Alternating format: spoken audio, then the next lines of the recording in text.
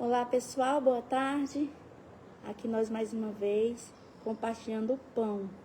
Nós estamos aqui mais este domingo, né? Nós tivemos uma aula abençoada domingo passado, nós falamos sobre a discípula Dorcas, né? E nós estamos aqui hoje para falar do apóstolo Paulo, uma lição maravilhosa. E hoje nós temos um convidado, né? Que está aqui para compartilhar conosco a palavra do Senhor. E também o nosso irmão Felismar, né? Aqui está o nosso amigo, né? Professor de teologia e presbítero Wellington com a palavra. Eis-me aqui nessa tarde, né? Também estou muito feliz de estar aqui juntamente com a missionária Leide, o missionário Félix, né? Nessa tarde para nós tratar aqui de um personagem bíblico, o apóstolo Paulo, né? Que é o grande bandeirante do cristianismo.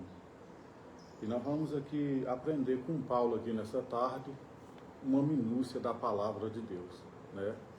Pode ficar à vontade, fazer suas perguntas.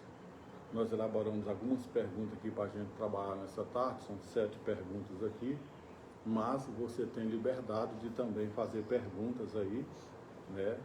E a gente vai responder aqui em nome de Jesus, né, com o auxílio do Espírito Santo de Deus. Amém? Amém. E também nosso irmão Felismar, com a palavra. Saúde a todos com a paz do Senhor Jesus, nessa boa tarde maravilhosa que o Senhor nos concedeu. Quer dizer que estou muito feliz também aqui, está presente nosso amigo, irmão, presbítero Wellington, professor de teologia. Eu creio que essa tarde vai ser abençoada, juntamente com a irmã Leide também, né? A digníssima esposa que o Senhor me deu de presente. E que os irmãos não perdam não, que vai ficar, se tá bom, vai ficar melhor ainda, né? Eu creio, em nome de Jesus. Amém. Nós iremos fazer uma pequena oração, né? Como tudo que nós fizermos é bom, nós iniciamos com oração, em forma de gratidão e pedindo a direção do Senhor também, amém? Vamos orar em agradecimento? Você que está aí, não perca, né? Nem nada que for feito aqui, que eu creio que através do que nós estamos fazendo aqui, o Senhor vai abençoar a sua vida, amém? Senhor, meu Deus e meu Pai, nós estamos aqui, Senhor Jesus, para compartilhar a Tua palavra gloriosa, Papai querido.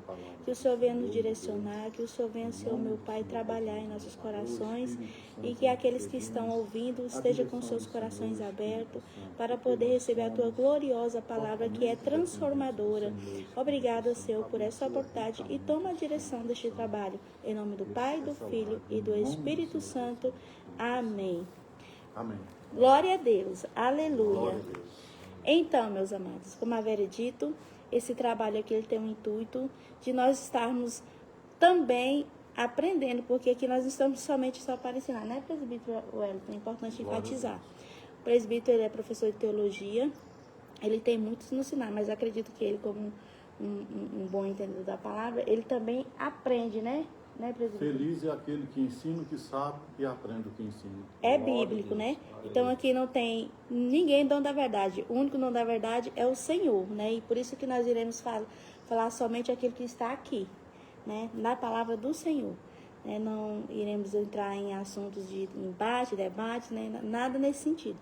O nosso intuito aqui é somente de transmitir aquilo que diz a palavra do Senhor Jesus, né? Glória a Deus, aleluia. E nós iremos falar, né, do apóstolo Paulo, como havia dito, uma lição maravilhosa, onde fala olha só, a última lição. Fala sobre os personagens virtuosos, marcantes, né? E a última lição não poderia, né, deixar de falar do apóstolo Paulo. Esse apóstolo que abriu mão de sua própria vida para viver a vontade de Deus. Glória a Deus. E ele recebeu a sua vitória, assim como eu e você, né? Que não perderemos nada em servir ao Senhor.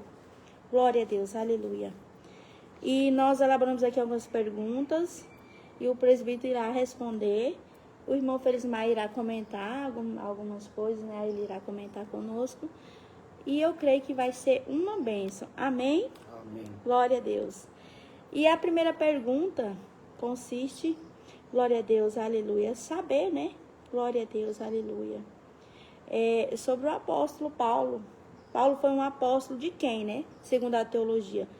Presbítero, o que o senhor tem a dizer? Paulo foi apóstolo de quem, segundo a teologia? Segundo nos informa a teologia e a própria Bíblia, né, Paulo foi um apóstolo dos gentios convertidos. Né? Enquanto Pedro, ele foi um apóstolo dos judeus convertidos a Cristo, né? Um apóstolo ali judaizante, mas pegando a parte positiva do judaísmo, né? Porque ele era judeu, né? Então, Pedro era apóstolo dos judeus convertidos a Cristo, enquanto Paulo é o apóstolo dos gentios convertidos a Cristo, né? É importante a gente frisar que lá em Atos dos Apóstolos, todo o Atos dos Apóstolos tem dois personagens em evidência.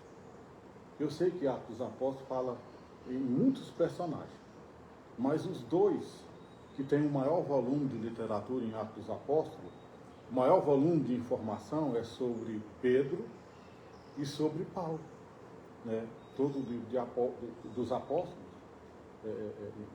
o único livro histórico do Novo Testamento, né? A história da igreja. Atos dos Apóstolos, conhecido também como Atos do Espírito Santo. Tem dois personagens em evidência, né? Primeiro foi Pedro lá com os dois discursos, aonde foram quase 5.000, quase 3.000, quase 8.000 almas se converteu nos dois discursos lá de Pedro, né?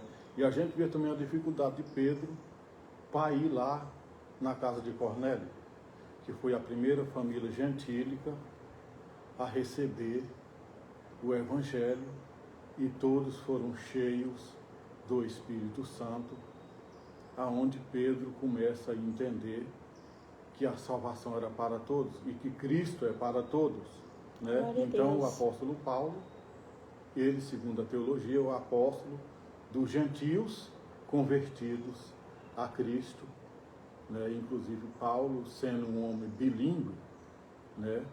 Um poliglota, Deus usou isso como ferramenta para a evangelização dos povos. Amém, glória a Deus. Irmão Felismar, alguma pergunta, algum comentário? Não, a mudança de Paulo, logo vai ter as outras perguntas, né, acerca de que Paulo, antes de ser convertido a Cristo, o Paulo ser perseguidor, né, dos cristãos. Mas, como vai estar lá na frente, e as perguntas foram elaboradas, a gente vai ficar mais observando aqui no momento. Amém? Amém. Amém. Eu tenho aqui um pequeno comentário, dizer assim, a importância, né, de Deus ter levantado Paulo, porque os outros demais, eles estavam presos ainda a tradições, né? Eram judeus. Inclusive Pedro, né? Pedro, né? Eles eram judeus e por mais que eles tinham convertido ao cristianismo, ainda era apegado a algumas tradições, e isso impedia que pessoas gentílicas, bárbaros, né? Gregos, tivessem acesso, né? E a importância de Deus levantar Paulo, né? Porque Paulo ficou desprendido de qualquer tipo de tradição, costumes, né? Que isso atrapalha demais, né? Isso atrapalha, muitas vezes a gente tem acesso a Deus. Essa questão de tradição, né? Tem pessoas que ela segue religiões cegamente, pautada em tradição. Não é uma coisa que ela sabe, conhece ou vai atrás para saber. Não tem um pensamento crítico, né, presbítero? Simplesmente ela segue algo que foi imposto, talvez desde criança, né? Eu já ouvi pessoas dizer assim que ela é determinada religião porque os pais foram assim, então eles vão ser assim, né? Então isso não é seguir uma religião de forma coerente, de uma forma responsável, né? Porque com a nossa salvação nós podemos brincar, com a nossa salvação jamais. Então é importante que nós busquemos a veracidade, né, daquilo que nós estamos seguindo, porque naquele dia não terá, como se diz, né? Por inocente. Por ninguém por inocente, né? No dia do juízo final não terá aquela questão, mas é porque eu não sabia, não. teve a oportunidade, né, presbítero Wellington? A maior complicação da tradição, na minha opinião, é quando você coloca a tradição acima da palavra de Deus. Né? A Bíblia tem que estar acima. Né? A Bíblia tem que falar mais alto do que as nossas tradições e conceitos pessoais. Glória a Deus, aleluia. Então vamos passar para a segunda pergunta, né? Vai dizer assim: Paulo e Saulo tem a ver com caráter, ou nacionalidade, ou personalidade? Eis a pergunta, né? Boa pergunta. Paulo e Saulo, as duas nomenclaturas, os dois nomes, tem a ver com a... Repete aí. Com caráter, Com caráter, nacionalidade, nacionalidade ou personalidade? ou personalidade. Né? Eu creio, na minha sincera opinião, a minha mais simples opinião, que tem a ver simplesmente com nacionalidade, né? Porque a gente pega aqui os dois significados aqui, o de Saulo e o de Paulo aqui. Saulo, no hebraico, é Shaul, né? Shaul. Shaul é o rei Saul, lembra do rei Saul? Shaul, em hebraico. E a palavra Shaul tem uma conotação de grandiosidade por ser o nome de um rei, que é o rei Shaul, ou Saul, de Israel. E também o significado de Saul também é desejado, solicitado, pedido a Deus. Porque a nação de Israel pediu Saul para pedir um rei, né? Não pediu Saul, pediu um rei. Né? E Deus levantou Saul, que começou bem e terminou mal. O problema é que a nação de Israel rejeitou o governo teocrático, né? E optou pelo governo democrático, que inclusive é uma das formas de governo hoje, aqui no Brasil, por exemplo, fala que é o governo democrático. Falta muita coisa para ser realmente democrático, né? Mas, pelo menos na Constituição, somos um governo democrático. Enquanto Paulo, a palavra Paulo já vem do latim. Paulus,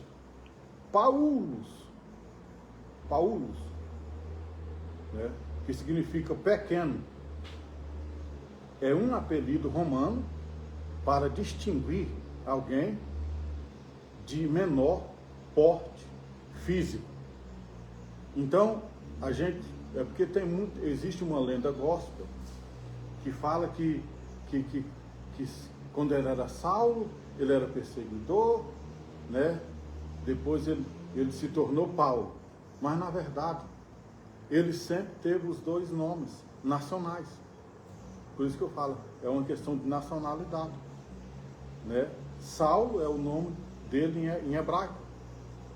E Paulo é o nome dele mais romanizado, né? E Deus deu esse nome de Paulo, né? Porque Deus ele dá um novo nome para nós. Amém. Por exemplo, antes de conhecer a Cristo, eu era conhecido como simplesmente o Wellington Xavier de Miranda. Hoje eu sou conhecido como presbítero Wellington, e deram um título para mim, que eu me sinto honrado, de professor de teologia, né? Então, Paulo, enquanto Saulo quer dizer grande, né? Paulo quer dizer pequeno. Amém. Né? Então a gente percebe que Deus usou por estratégia Paulo, porque era... Deus. Isso aí eu vejo como também algo assim, espiritual, né? Espiritual, porque esse nome Saulo não condizia com aquilo que ele estava vivendo no momento, né? E essa questão de nome, exemplo por exemplo, o nome Pedro, né? Pedro aqui no Brasil é Pedro, lá nos Estados Unidos, né? É Peter, né? Então, essa questão da nacionalidade, né? Então, é o mesmo nome, a questão da região onde, forma que é traduzido, né? Então é muito interessante, porque a gente vai ver realmente até alguns hinos, né? Que São Louvado fala assim, que era Saulo e agora é Paulo, né? Mas tanto Saulo como Paulo é o mesmo, no nome, né? Mas como pessoa, como ser humano, transformado. Glória a Deus, aleluia. O pai de Paulo, ele comprou a cidadania romana. Por isso que ele ganhou o nome Paulo, o nome romano, porque ele tinha dupla nacionalidade. Glória a Deus. Por isso que eu coloquei aqui, tem a ver com nacionalidade, não com caráter ou outras questões aí, né? Glória a Deus, aleluia. E você que tiver alguma pergunta, quiser fazer aí, né, na mensagem, pode colocar, nós estaremos aqui à disposição, o presbítero vai poder responder a sua pergunta, né, acerca do apóstolo Paulo. Quem tiver alguma dúvida, pode perguntar, que nós estamos aqui com esse intuito, amém? Então vamos para mais uma pergunta. Um vaso escolhido, glória a Deus, um vaso escolhido é comprovado por grandeza ministerial ou financeira? Polêmica pergunta, mas vamos lá. Vamos lá. A escolha, aí Paulo foi um vaso escolhido, né? A escolha não tem nada a ver com a grandeza ministerial ou grandes empreendimentos financeiros ou grandes catedrais, né?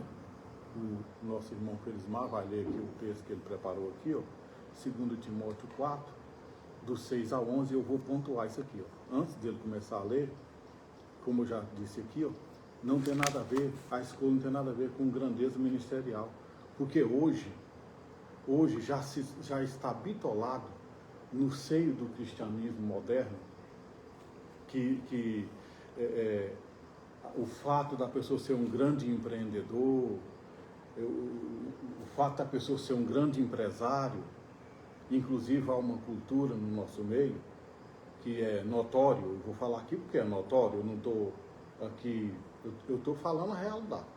Há uma cultura no nosso meio de que porque a pessoa ele tem o dom financeiro, ele é o mais forte candidato a ser um pastor, né? Porque a pessoa tem uma empresa, né? Ele é escolhido para pastorear porque ele já é empresário, porque ele já tem liderados, porque ele já tem a chamada de líder, né? Mas nós não podemos misturar a liderança secular com a liderança eclesiástica. Não tem nada a ver a liderança secular com a liderança eclesiástica, né? E o sinônimo hoje de ser um pastor bem-sucedido é se ele for rico, é se ele tiver empresa, é se ele tiver grandes empreendimentos financeiros, né? É se ele construiu grandes catedrais, é que ele se torna notório, né? Inclusive, pegando aqui, voltando aqui um pouco, Saulo grande, Paulo pequeno. Eu creio que a gente temos que aprender com Paulo que nós não temos razão. Quem tem razão é a palavra de Deus. Aleluia. E a palavra de Deus, ela demonstra claramente que Deus chama os capacitados para a sua obra. Tem até outra lenda gospel. Deus capacita os escolhidos. A Bíblia fala que Deus chama os capacitados, né? Está lá em Êxodo 18, 21. A primeira qualidade para os capitães lá, capitães de 1000, capitães de 100, capitães de 50, capitães de 10. Entendeu? A primeira qualidade lá é homens, Deus falou para Moisés, escolha homens capazes, né? Existem tantos cargos na obra de Deus, só está faltando homens capazes para assumir os grandes cargos, que não é só, o grande cargo não é só o cargo pastoral, tem vários outros cargos nobres na obra de Deus para ser exercido. A seara é grande, mas os trabalhadores são poucos, né? Agora vamos ver aqui o sinônimo de sucesso ministerial. Vamos ver na Bíblia? Meu irmão Félix. Depois eu quero fazer um comentário. Eu vou estar lendo aqui, mas quero fazer depois um comentário aí com com essa resposta que o presbítero Wellington nos leu aí, nos falou, né? 2 Timóteo,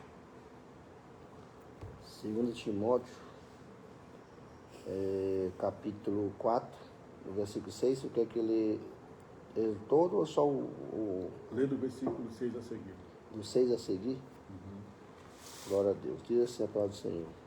Quanto a mim, já estou sendo derramado como libação, e o tempo da minha partida está próximo. Combati o bom combate, acabei a carreira, guardei a fé. Desde agora, a coroa da justiça me está guardada, a qual o Senhor justo juiz me dará naquele dia, e não somente a mim, mas também a todos os que amarem a sua vida. Procura vir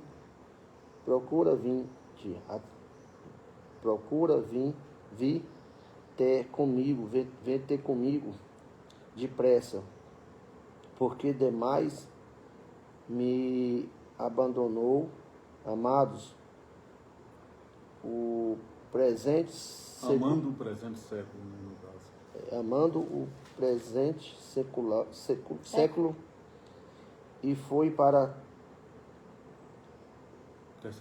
Tessalônica, Crescente foi para Galácia, e Tito para Dalmácia.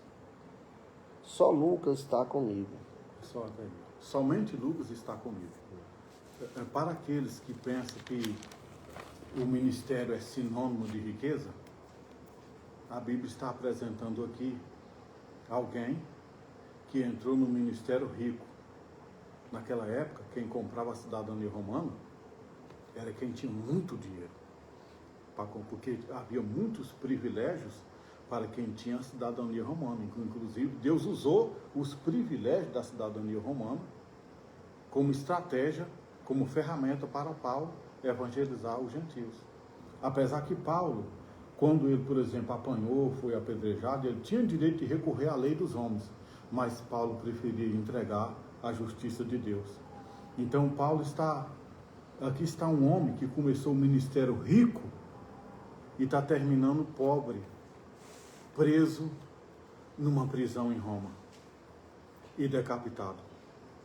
Aqui na vida de Paulo, de todos os apóstolos, nós já recebemos essa mensagem, que o segredo do sucesso ministerial, ou aliás, o sucesso ministerial não é sinônimo de riqueza, mas é sinônimo daqueles que entregam e vivem o que Jesus disse, ser fiel até a morte e dar-te a coroa da vida. Né? Quando Paulo fala aqui no versículo 6, quanto a mim, estou sendo já oferecido por libação e o tempo da minha partida é chegado. Né? Paulo se vê aqui que a morte dele como um sacrifício para o crescimento do cristianismo. Né? Paulo, ele desejou ser mártir. Né? Combati o bom combate, completei a carreira e guardei a fé. Né? Já agora a coroa da justiça me está guardada, a qual o Senhor, reto juiz, me dará naquele dia. E não somente a mim, mas também a todos quantos amarem a sua vida. E aqui ele termina no versículo 11 aqui, para adiantar aqui, somente Lucas está comigo. Ele terminou preso, pobre e abandonado pelos companheiros ministeriais. Então, o sinônimo de sucesso ministerial não é estar rodeado de pessoas me bajulando, mas se apoiar no apoio de Cristo, porque Cristo nunca vai nos abandonar no ministério. Amém. Glória a Deus. Você ia fazer um comentário? Bom, assim, é só saudar nossos irmãos que estão nos assistindo agora ao vivo, né? Se tiver alguma pergunta, se você tiver alguma dúvida com relação a tudo que está sendo explanado aqui, tem toda a liberdade de estar nos perguntando. Nós estamos aqui para tirar dúvidas, né? Tá bom, ok? E pediu para ele também que salve aqueles que estão nos assistindo ali ao vivo, né? Isso é muito importante, a gente fica muito maravilhado. Porque você poderia estar fazendo qualquer coisa, mas você escolheu estar aqui aprendendo com a palavra do Senhor. Saiba que isso é um grande ganho, né? Na sua vida espiritual, um crescimento maravilhoso a qual o Senhor está nos disponibilizando no dia de hoje, amém? Vamos fazer a próxima pergunta, que diz assim: como membro do concílio do Sinédrio, ele dava voto a favor da morte dos cristãos? É a pergunta. Muito bem. É a quarta pergunta, né? Isso. Como membro do concílio do Sinédrio, você quer que repita a pergunta? Repita a pergunta, por gentileza. Como membro do concílio do Sinédrio, ele dava morte a favor da morte dos cristãos? Ele dava voto a favor da morte ou matava? Ou matava, isso. Ou matava Com as próprias mãos, isso. Isso. Por que essa pergunta? Porque existe um comentário hoje, a gente vê até mesmo na internet, né, de que Paulo, a gente vê alguns pregadores falar que Paulo matava cristão. Paulo não matou nenhum cristão. Paulo encerrava, arrastava, encerrava no cárcere, mas Paulo não matou nenhum cristão, né? Ele dava voto, e não só ele, mas muitos davam voto juntamente com ele. A membresia do Sinédrio, 70 sumos sacerdotes e um sumo sacerdote rei, né, que governava os 70 lá no Sinédrio. Ele simplesmente dava voto. Por quê? Porque o Sinédrio, ou sua membresia, não decidia vida ou morte. Vamos ver na Bíblia? Quem é que tinha o poder de decidir, naquela época, sobre a vida ou a morte? Mateus 27, 26. Vamos ver aqui na Bíblia? Mateus 27, 26. Diz assim, ó. Então Pilatos, o governador romano, né? Pilatos, o governador romano. Então Pilatos lhe soltou Barrabás. E após haver açoitado a Jesus, entregou-o para ser crucificado, né? Então, quem tinha o poder de entregar a morte era o governador romano, porque o governador romano, eles tinham o poder da lei jus gladio. O que é a lei jus gladio? É a lei da espada. Por exemplo, o governador da cidade de Pérgamo, né, que era subordinado a Roma, a cidade de Pérgamo, ele também tinha essa lei. A lei jus gladio, que é o poder de mandar matar a espada ou martirizado, né? Então o Sinédrio, Paulo era membro do Sinédrio. Nenhum membro do Sinédrio tinha o poder da espada, o poder da jus gladio. Somente os governadores romanos tinham esse poder de decidir sobre a vida ou a morte. O irmão Felismar, ele havia dito que queria fazer um comentário antes da pergunta anterior. Ainda está com a oportunidade, né? Ai, sim. É que o presbítero fez um comentário acerca dos dons ministeriais, né?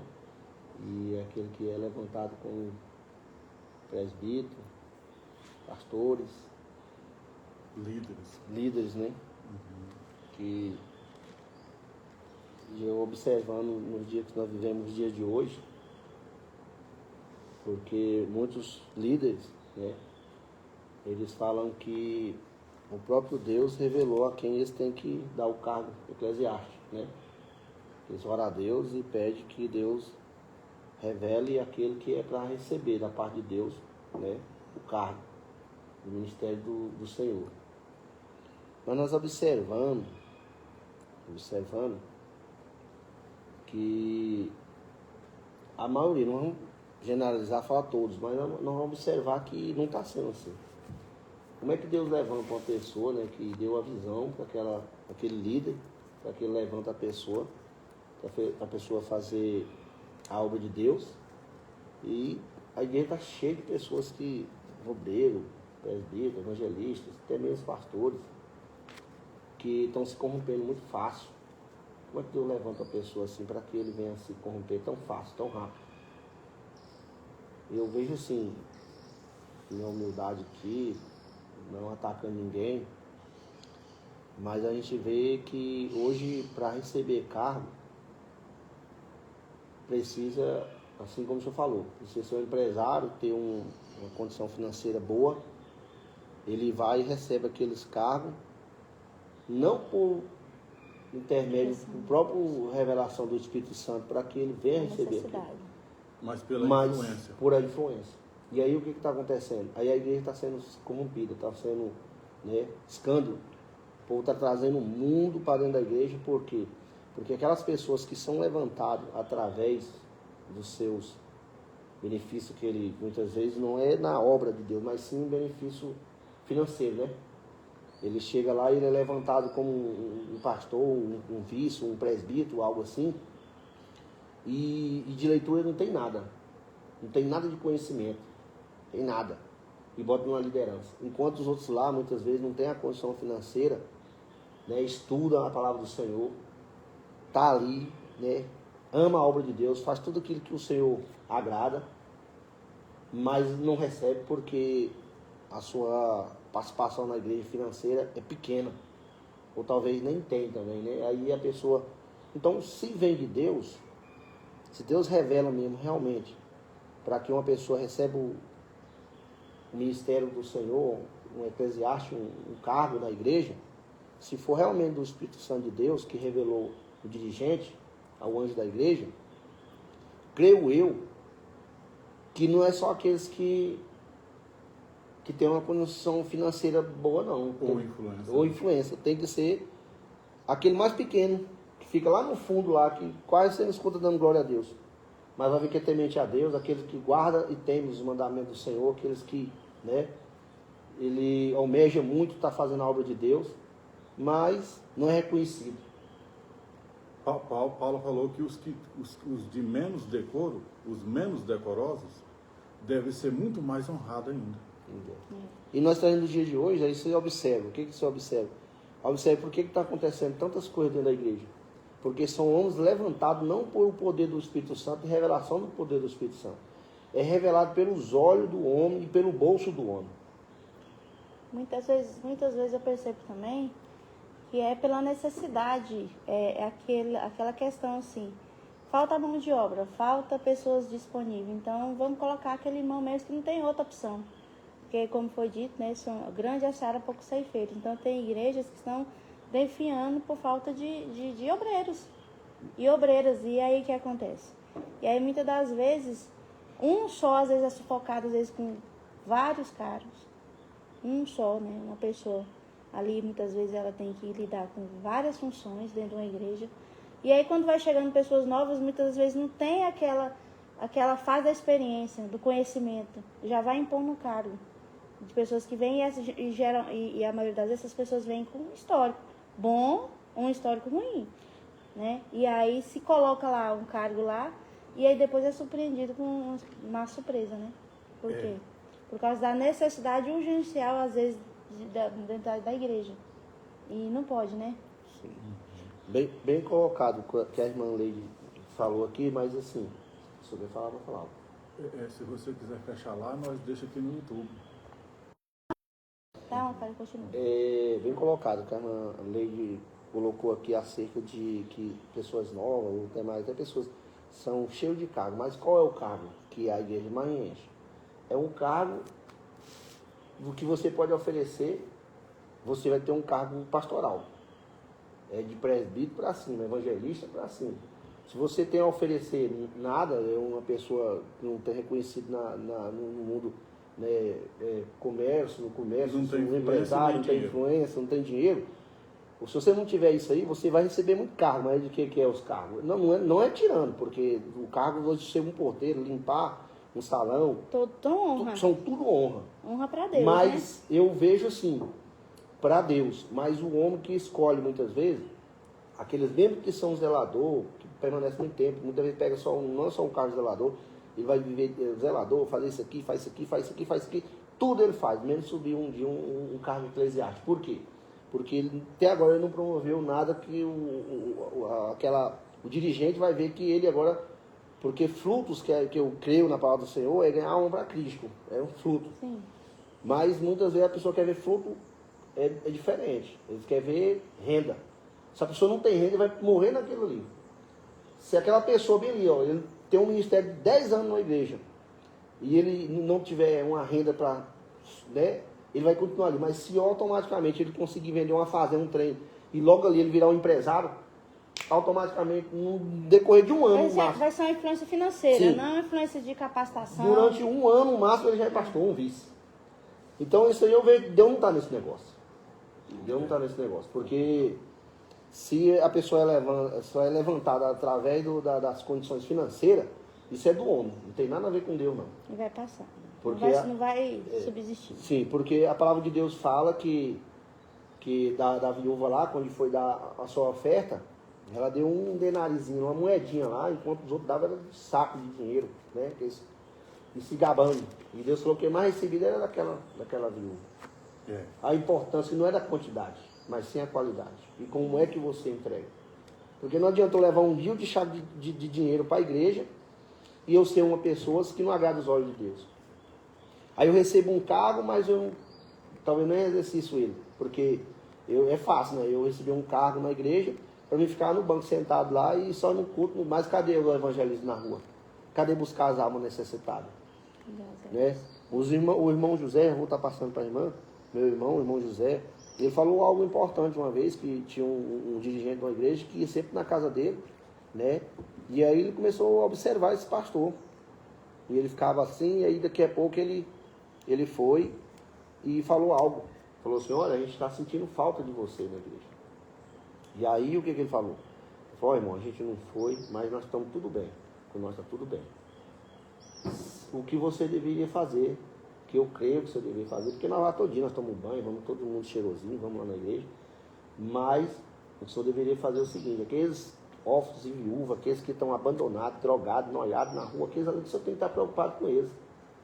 Aqueles ali o senhor tem que estar preocupado com eles, buscando eles. Aleluia, é verdade. Você tem que buscar aqueles lá. Porque aqui é fácil eu ir lá na igreja, eu talvez não vou na do senhor um dia que eu falei, mas eu vou em outra. No meu quarto aqui eu tenho um teto para mim estar, né? Tem um teto, o Senhor me acolheu debaixo de um teto, tem um que comer. E agora aqueles que não têm teto, né, estão precisando sim. Aquele sim é a necessidade que a igreja vai se preocupar com aquele povo. Amém. É aquele povo que tem que se preocupar. Porque muitas pessoas falam, não, a igreja está aberta, vem quem quer. Não quiser, não é bem assim. A igreja chama nós, e nós temos perna para locomover. Nós temos que estar evangelizando na rua, né, nas casas, e assim se vai, né? Amém. Presbítero, ia concluir seu pensamento? Os menos favorecidos devem receber uma dedicação maior. Verdade, glória a Deus. É bíblico, né? Salvo engano, é lá em Tiago, né? Vai dizer que a religião consiste nisso, né? Em a Tiago gente, 1:27. Isso. Consiste em a gente, nós, né, como servos do Senhor, como ministros, né, do Senhor, de irmos em busca de tais, né, os órfãos, as viúvas, os carentes, necessitados, não que os que têm poderes aquisitivos, que são bem remunerados, pessoas, né, de alta patente, elas não precisam, porque precisam muito, né, mas o nosso foco, né, nós não podemos achar que está atrelado. É como aquilo que muitos dizem, né? Que a vida financeira nossa está atrelada às bênçãos do Senhor. Não necessariamente, né? Porque tem muitas pessoas ricas financeiramente, mas muito pobres de espírito. E tem pessoas muito pobres financeiramente, mas riquíssimas, né? De espírito. Então, não é sobre o nosso poder aquisitivo, né? E vamos passar para outra pergunta, né? Nosso telefone está quase descarregando, nós não queremos perder a oportunidade de concluir. Qual era o espinho da carne de Paulo, né? A quinta pergunta, qual era o espinho, né? Essa dúvida acho que muita gente tem, né? Qual era o tal espinho na carne de Paulo? Eis a questão, eis a pergunta, né? Pergunta polarizada, pergunta polêmica, né? Esse espinho, tem algumas opções aqui mais tradicionais, né? Alguns falam que esse espinho na carne de Paulo era o homossexualismo. Já pensou um terror, hein? Recentemente eu vi um podcast em que o entrevistado disse que o espinho na carne de Paulo é o homossexualismo. E isso não está coerente com as escrituras sagradas, né? Lê o capítulo 1 de Romanos, né? Paulo fala lá que Deus os abandonou, as suas paixões infames, porque primeiramente eles abandonaram a Deus, né? Paulo não era hipócrita. O que é o hipócrita? O hipócrita é aquele que prega e não vive o que prega, né? Mas Paulo, ele vivia o que pregava, inclusive ele falou: sede meus imitadores como eu de Cristo. Mais de uma vez ele falou nas cartas dele. E o único apóstolo que teve essa ousadia de dizer: sede meus imitadores como eu de Cristo. Então, pode descartar que esse espinho era o homossexualismo. B. Muitos dizem que era uma doença física. Uma doença física, né? Também eu não consigo entender que era uma doença física, né? E letra C, que era uma doença nos olhos. Eu também não consigo entender que o espinho na carne de Paulo era uma doença nos olhos. Apesar que ele falou, certa feita, essa expressão, ele disse assim: eu escrevi em letras garrafais. Né? Letras garrafais quer dizer letras gigantes. Inclusive Paulo tinha acho que uns 2 ou 3 que era uma espécie de escravos letrados, né?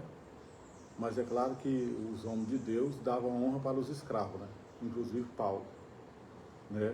Então, muitas das vezes Paulo citou e ele tinha alguém que escrevia as cartas dele, né? Se eu não me engano, é umas 2 ou 3 cartas que ele escreveu a punho. As outras ele citava e tinha um escriba para escrever, né? Então eu também não entendo que seja uma doença nos olhos. A gente vamos ver aqui na palavra de Deus. Abra aí a palavra de Deus, né? Em 2 Coríntios. A própria Bíblia vai revelar para nós, a própria palavra de Deus vai revelar para nós o que era o espinho.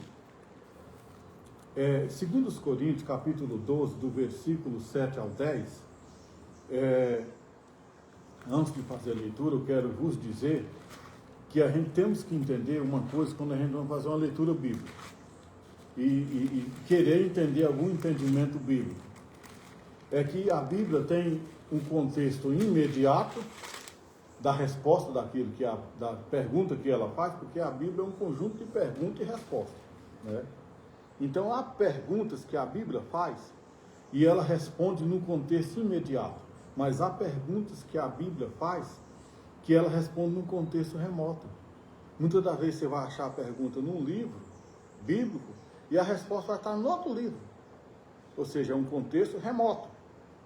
Mas aqui, a resposta para essa pergunta que a Bíblia faz, o que é a própria Bíblia que faz essa pergunta: o que era o espinho na carne de Paulo?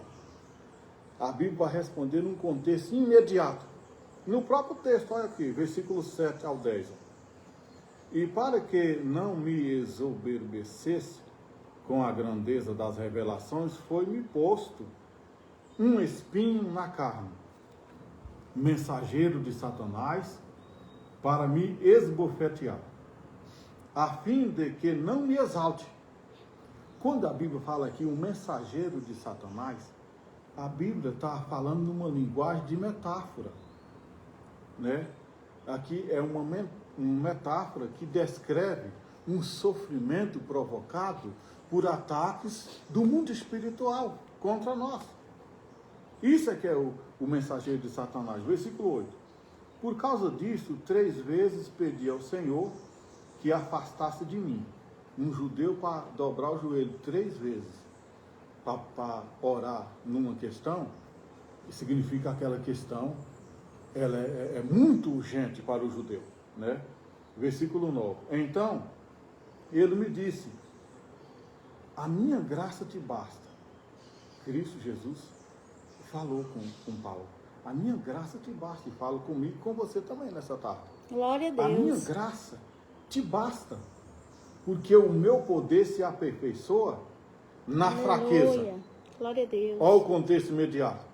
O meu poder se aperfeiçoa na fraqueza. De boa vontade, pois, me gloriarei nas fraquezas, para que sobre mim repouse o poder de Cristo. Glória a Deus. Agora, a resposta está no versículo 10, categoricamente. A pergunta é do versículo 7, a resposta está no versículo 10. Ó. Pelo que sinto prazer nas fraquezas. Olha o primeiro aspecto do espinho na carne de Paulo. Nas injúrias. Olha o segundo aspecto do espinho na carne de Paulo. Nas necessidades.